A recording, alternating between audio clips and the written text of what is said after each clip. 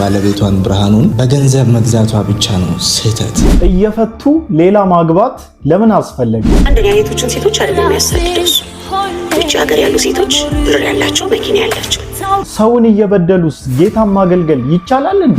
እሁድ አገልግሎ ሲመጣ ማታ እግሩን እጥብ አርጌ በጌታ በኢየሱስ ስም እነኚህ እግሮች ዓለምን ይዙሩ ብዬ ጸልያለሁ። ብዙ ሴቶችን ያስቆጣ አገልጋይም ነው። አንዳንድ ቃላቶች መወርወር ጀመረ። እኔ ጋር ካሁን በኋላ አህያውኝ ልሽ አልኖር ማለት ጀመረ።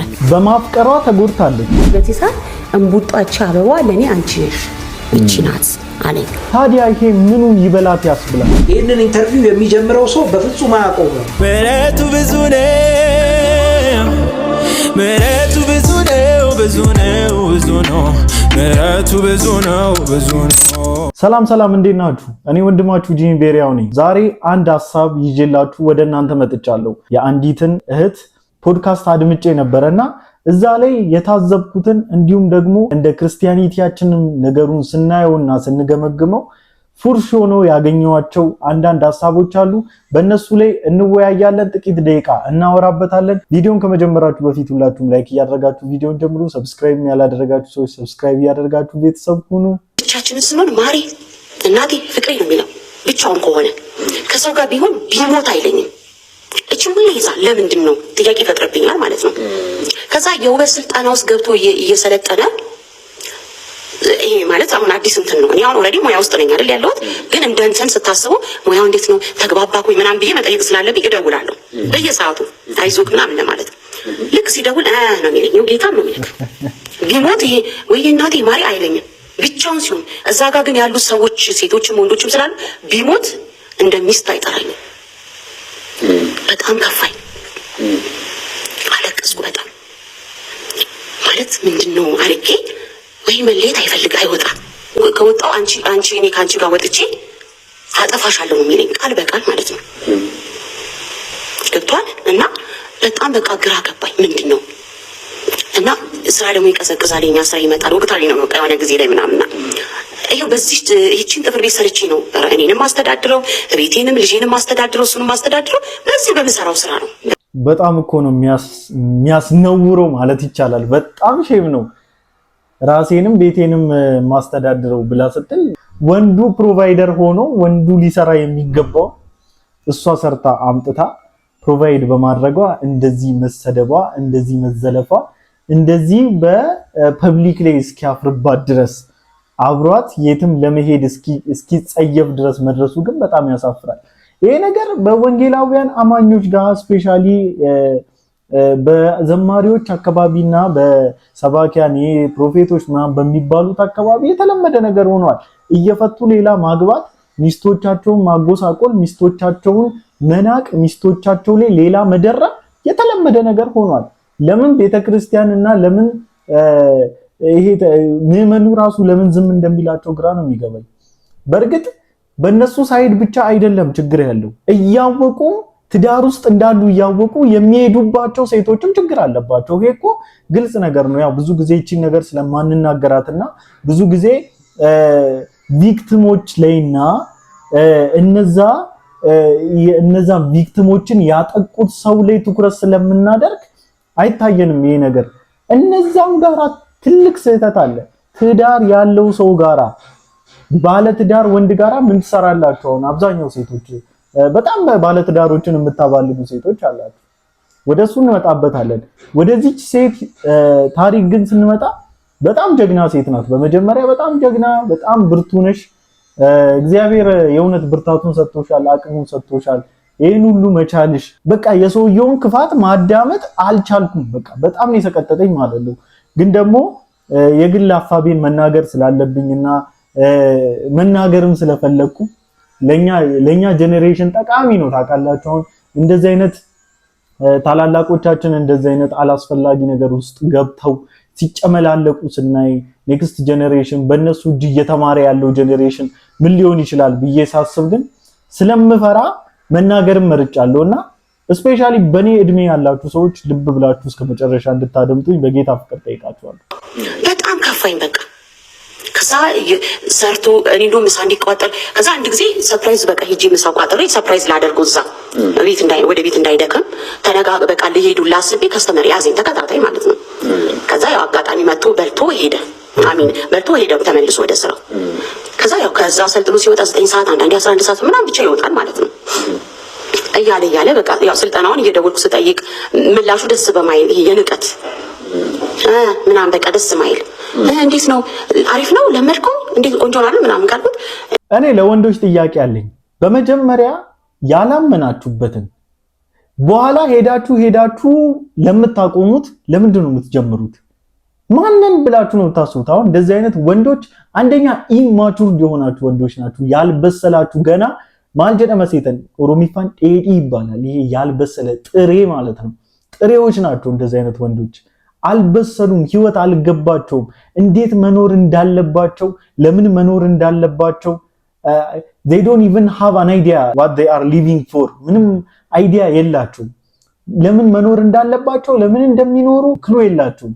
ጀስት በቃ ስላገኙ ፕሮቫይደር ስላላቸው ፕሮቫይድ የሚያደርጋቸው አፈቀላጤዎች ስለሆኑ በምላሳቸው ደልለው መኖር ስለሚችሉ ብቻ ህይወት የገባቸው ይመስላቸዋል።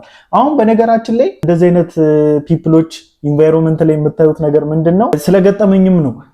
በታክሲ የሚሄደው ታክሲ ተጋፍቶ የሚሄደው ፋራ ነው። ከሴቶች ከአረብ ሴቶችም ከውጭ ሀገር ካሉ ሴቶችም እዚህም ካሉ ሴቶች እየቀፋፈለ እየኖረ ደግሞ በራይድ የሚንቀሳቀሰው ደግሞ አራዳ ነው የሚባልበት አይነት ሞመንት ላይ ነው ያለ ነው። አንደኛ ያልወሰናችሁበትን ካልወደዳችኋት ፍቅር ካልያዛችሁ ለምን ትገቡበታላችሁ? ይሄ እኮ በጣም ከባድ ኃጢአት እኮ ነው። እግዚአብሔር ስለ ልጆቹ ዝም አይልም። ትከፍልበታለህ ዋጋ። ምን ሆነ ነው ብራዘር? ከሷ ሐሳብ ትናንትና እንደተናገርኩት የምጋራው አንዱን ብቻ ነው። ይህች ባለ ታሪክ የቀድሞ ባለቤቷን ብርሃኑን በገንዘብ መግዛቷ ብቻ ነው ስህተት። ከዛ ውጪ የተናገረችው ነገር ሁሉ ከተሰበረችበት ስብራት፣ ከታመመችበት ህመም የተነሳ ምናልባት አሁን ይህንን ቪዲዮ ለሰራሽው እህቴና ለሌሎችም መማሪያ ማስተማሪያ ይሆናል ብላ ይሆናል የቀረበችው። መጨረሻ ላይ የሷን ምስጋና ቪዲዮ ስለማሳያችሁ ከሷ የምትሰሙት ነገር ይኖራል። አጠቃላይ ፊት ለፊት መታ ፊቷን መልኳን ለህዝብ አሳይታ የተበደለችውን በደል ነግራን የተሳሳተችውን ስህተት ነግራን ከቪዲዮ መጀመሪያ እስከ መጨረሻ ማየት ይችላችሁ ከሆነ ልክ ይመስለኝ ነበረ እንደዚህ ይመስለኝ ነበረ ብላ ስትናገር ነበረ። እውነት ነው። በመካከላቸው በፍቅር ምክንያት ወይም ደግሞ እርስ በእርስ በሁለቱም አቅጣጫ በመፈላለግ ምክንያት የተመሰረተ ትዳር አልነበረም። የሚገርመው እኮ ይሄ ነው። ጅምሩ ፍቅር ላይ የተመሰረተም ላቭ ቤዝድ የሆነ ሪሌሽንሺፕ አልነበረም። ከስቶሪ ቴለሯ ወይም ደግሞ ከባለ ታሪኳ እንደሰማ ነው ማለት ነውና በጣም የሚያሳዝነው ይሄ ነው። እንግዲህ ፍቅር ላይ ያልተመሰረተ ሪሌሽንሺፕ ይመሰረትና ህይወት ዜሮ፣ ትዳር ዜሮ፣ አገልግሎት ዜሮ፣ ትረስት ዜሮ፣ እውነት ዜሮ ይሆናል ማለት ነው። አንድ ጥያቄ ጠየቀ አንድ ጻፊ። ብዙ ሰዎች ለምንድነው ትዳር ውስጥ ከገቡ በኋላ ወይም ሪሌሽንሺፕ ከጀመሩ በኋላ የሚለያዩት? ጥያቄው ተፈጠረበት ማለት ነውና ለዚህ ጥያቄ መልስ አገኛለሁ ብሎ ያሰበበትን ቦታ ፍርድ ቤትን መረጠ ማለት ነውና ፍርድ ቤት ሄዶ ያው እንግዲህ ብዙ ሰው ፍቺ ምናምን ያደርጋል ምናምን አይደለ ታዲያዛ እና ፍቺ በሚደረግበት ቦታ ሄደና ጠየቀኝ አቃቤ ሕጎችን ጠበቃዎችን። ብዙ ሰው ሲለያይ ስታስጠይ አንቺን ያገባውበትን ቀን ረግመዋለሁ፣ አንቺን ያወቅኩበትን ቀን ረግመዋለሁ፣ ጠላዋለሁ እያሉ ነው እንደሚጣሉ የሚለያዩት። ጀስት ይሄ ሰማንያቸውን ሲቀዱ ማለት ነው። እንደዛ ነው እንዴ ምናምን ብሎ ብዙዎቻቸው ይለቃቀሳሉ። በጣም ነው የሚለቃቀሱት። አብረን መቀጠል ስላልቻልን በጣም እናዝናለን ተባብሎ ተቃቅፎ ልጄን አደራ ልጆቼን አደራ ምናምን ተባብሎ የሚለያዩ እንደውም ብዙ ሰዎች ይገጥሙናል የሚል መልስ አገኘዋልና በዚህ መልስ መሃል ለጥያቄ ለቀድሞ ጥያቄ ሰዎች ለምን ይለያያሉ ለሚለው ጥያቄ መልስ አገኘዋል። መልሱ ምን እንደነበረ ታውቃላችሁ? ለካ ብዙ ሰው የሚለያየው አንደኛ ፍቅር ስላጣም አይደለም። ፍቅር ስላጡም የሚለያዩ በጣም ብዙዎች ቢሆኑም አብዛኛዎቻቸው ግን ፍቅር ስላጡ ብቻ ሳይሆን አብሮ የሚቀጥሉበት ዊዝደም አብሮ የሚቀጥሉበትም ጥበብ ጭምር ስላልነበራቸው ነው የሚል መልስ አገኘ ማለት ነው። የነዚህ ግን ይለያል።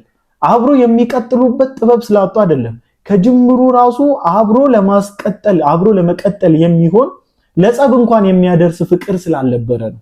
እሁድ አገልግሎ ሲመጣ ማታ እግሩን እጥብ አድርጌ ውስጥ እግሩን እንጣብዬ በጌታ በኢየሱስ ስም እነኚህ እግሮች ዓለምን ይዙሩ ብዬ ጸልያለሁ። አሜን። ለኛም ጸልይልን አብረን ዓለምን እንድንዞር።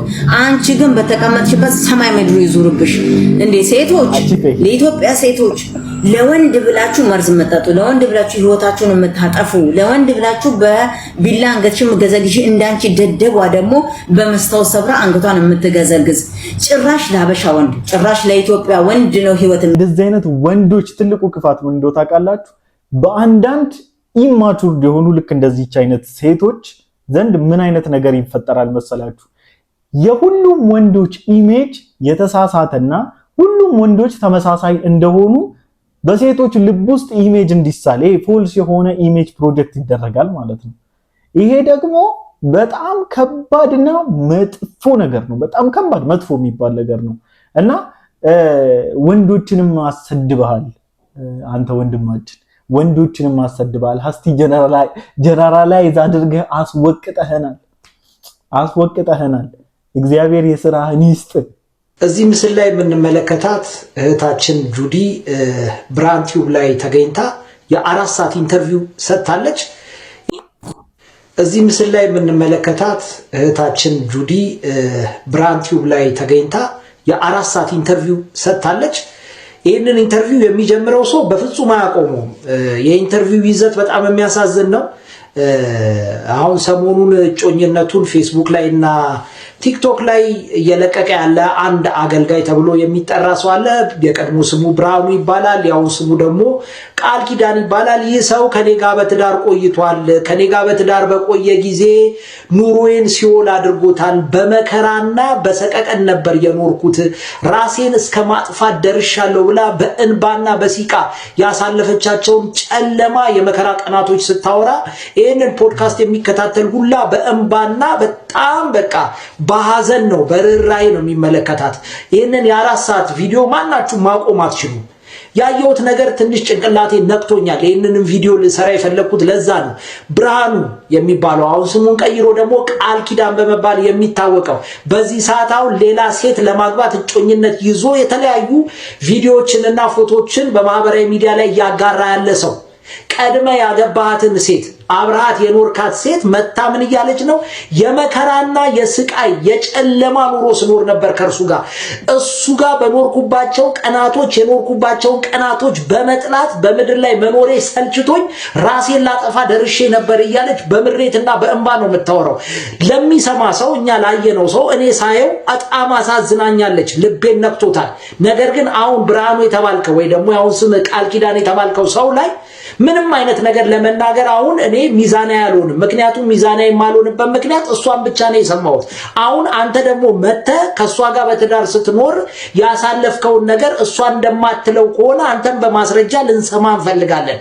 ከዛ ወዲህ ሚዛናዊ የሆነ ነገርና ሀሳብን አስተያየትን መስጠት እንድንችል አንድ ነገር እንድታደርግልን ነው የምንፈልገው። ወደ ብርሃን ቲዩብ መተህ ጉዳዩን እሷ ያወራችበትን ጉዳይ አንተ ደግሞ የምትለው ነገር ካለ አንተን ለመስማት እኛም ዝግጁ ነን። እርግጠኛ ነኝ የብርሃን ቲዩቦችም አንተን መተህ ሐሳብን እንድትሰጥ ክፍት እንደሆኑ አውቃለሁ። ብርሃን ቲዩቦች በተቻላችሁ ትክክለኛና ሚዛናዊ የሆነ ሐሳብ ነው ይህ ወንድማችን የተናገረው። በቃ ትክክል ነው። ይምጣና ይናገር አይደለ? እንደሚባለው ያለቀሰ ሁሉ እውነት አለው የሚባል አይደለም። ግን እኔ በተወሰነ መልኩ ክርስቲያንም ነን፣ ስፒሪትን መመርመር እንችላለን። የሚወራበትን ኢንቴንሽን በቀላሉ ሆሊ ስፒሪት ያስረዳናል ብዬ አስባለሁኝ እና በጣም ከመቶ 80% እኔ በጣም ትክክለኝነቱን ነው ፊል ያደረኩት የዚህችን እህት።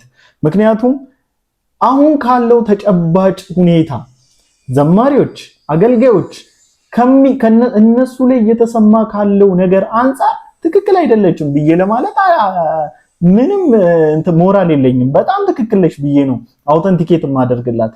ምክንያቱም እኔ እንኳን በግሌ በማስረጃ በመረጃ የማውቃቸው ስንት ታሪኮች ስላሉ ይሄን ነገር ውሸት ነው ብዬ አድበዝብሼ ማለፍ ስለማልፈልግ ነው። ስለዚህ እንደ አገልጋይነቱ ደግሞ ይህ ነገር የተናገረችው ነገር 100% እውነተኛነቱ ሹር ከተደረገ ወይም ከተረጋገጠ ይህ ሰው ወጥቶ ይቅርታ ሊጠይቅ ንስሐ ሊገባ ግድ ይለዋል። ይህ ወንድማችን መጥቶ ፈቃደኛ ሆኖ በዚሁ ሚዲያ ላይ ቀርቦ ሐሳቡን የሚሰጥ ከሆነ እና ደግሞ በዛም ጉዳይ እንነጋገርበታለን። ይህ ወሳኝ ጉዳይ ስለሆነ ነው። በነገራችን ላይ እኔ እንደዚህ አይነት ነገር ማቅረብ አይመቸኝም፣ ግን ስለተደጋገመ በጣም ብዙ ሴቶች እየተበደሉ በጣም ብዙ ሴቶች ኢቭን የእርቃን ቪዲዮ የምን ማስረጃ እየተያዘባቸው ስቃይ ውስጥ ያሉ በጣም ብዙ ሴቶች ስላሉ ማለት ነው። ስለዚህ ለነዚህም ሴቶች ድምጽ ይሆናቸዋል ብዬ ስላሰብኩ ነው ይሄንን ቪዲዮ ይዤ መጣሁት። እንደዚህ አይነት ነውሮችንም የሚደግፍ ሞራል ስለሌለኝ ማለት ነው። እንደዚህ አይነት ነውሮችን የሚቃወምና የሚያወግዝ ማንነት እንጂ የሚደግፍ ሞራል ስለሌለኝ ይሄን ነገር ተቻለኝ አቅም በሙሉ ለመቃወምና ትክክል አለመሆኑን ለመናገር እኔ በግሌ ዝግጁ ነኝ። በቀጣይ ቪዲዮ እስክንገናኝ ድረስ ሰላም ቆዩልኝ። ሰብስክራይብ ማድረጋችሁን እንዳትረሱ። ይመቻችሁ።